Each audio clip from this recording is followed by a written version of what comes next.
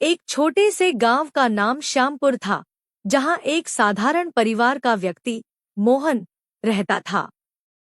मोहन बहुत ही ईमानदार और मेहनती किसान था, लेकिन पिछले कुछ वर्षों से उसके जीवन में कुछ भी ठीक नहीं चल रहा था। खेती में लगातार नुकसान, पारिवारिक समस्याएं और आर्थिक तंगी ने उसे पूरी तरह से निराश कर दिया था। उसने अपनी मेहनत में कोई कसर नहीं छोड़ी थी, लेकिन फिर भी उसे कभी सफलता नहीं मिल रही थी। वह सोचता, क्या जीवन में कभी कोई खुशियां आएंगी? क्यों मेरे जीवन में इतनी समस्याएं हैं? इसी तरह के विचारों में डूबे हुए एक दिन मोहन को पता चला कि गांव के पास एक सद्गुरु का आगमन हुआ है, जो सत्संग कर रहे हैं और अपनी दिव्य शिक्षाओं से लोगों का जीवन बदल रहे हैं। गांव में चर्चा थी कि सद्गुरु के सत्संग में जाने से मानसिक शांति मिलती है और जीवन के कठिन सवालों के उत्तर मिल जाते हैं।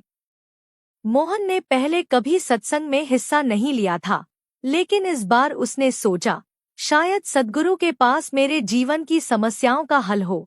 वह अपने काम छोड़कर अगले ही दिन सत्संग में शामिल होने का निश्चय कर लेता है।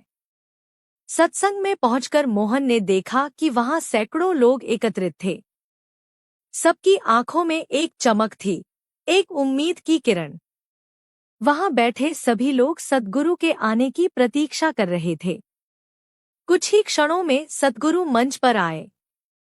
उनकी आंखों में एक गहरी शांति और चेहरे पर एक अलौकिक मुस्कान थी। उनके आते ही पूरे वातावरण में जैसे एक सकारात्मक ऊर्जा फैल गई। लोग पूरी श्रद्धा से उनका स्वागत कर रहे थे।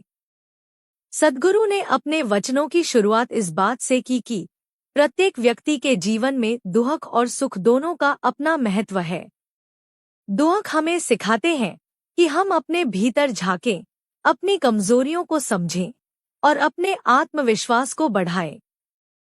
हमारे जीवन की हर घटना हमें कुछ सिखाने आती है। मोहन ने बड़े ध्यान से सद्गुरु के वचनों को सुना। सद्गुरु ने कहा, हम अपने जीवन की समस्याओं को अक्सर बाहर के कारणों पर थोपते हैं, लेकिन वास्तविकता यह है कि समस्याओं का हल हमारे भीतर है। जब हम खुद को बदलने का प्रयास करते हैं, तो धीरे धीरे हमारे बाहर की दुनिया भी बदलने लगती है। अगर हम खुद को, अपने विचारों को, अपने दृष्टिकोण को बदल लें, तो परिस्थितियां भी हमारे अनुकूल होने लगती हैं। सद्गुरु के वचनों ने मोहन के हृदय में गहरी छाप छोड़ी। उसे महसूस हुआ कि अब तक उसने अपने दुखों का कारण दूसरों को समझा था, लेकिन आज उसे पता चला कि शायद वह खुद ही अपनी समस्याओं का कारण है। उसने सोचा, अगर मैं अपने जीवन को सकारात्मक रूप से देखना शुरू कर दूं और अपने दृष्टिकोण में बदलाव लाऊं, तो शायद मेरे जीवन में भी खुशियां लौट आएं। सत्संग के बाद मोहन ने सोचा कि वह सद्गुरु से व्यक्तिगत रूप से मिलकर अपने जीवन के सवालों के उत्तर पूछे।